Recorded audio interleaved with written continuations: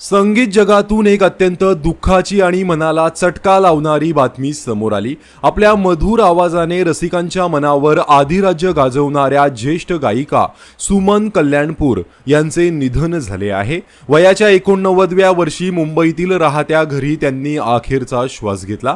त्यांच्या निधनाने भारतीय संगीत क्षेत्रातील एका सुवर्ण युगाचा अंत झाला असून संगीत विश्वावर शोककळा पसरली आहे।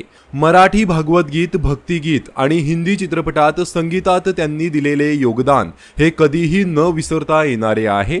गायक सुमन कल्याणपूर यांच्या निधनानंतर सर्व क्षेत्रातून हळहळ व्यक्त करण्यात आली। मुंबईमध्ये पार पडलेल्या सुमन कल्याणपूर यांच्या अंत्यसंस्काराला मंगला खाडीलकर, सुरेश वाडकर यांसारखी मोजकीच कलाकार मंडळी उपस्थित होती। यावेळी गायक सुरेश वाडकर यांनी आई बहार खिले फुलवा हे सुमन कल्याणपूर यांचं गाणं गाऊन त्यांना अखेरचा निरोप दिला।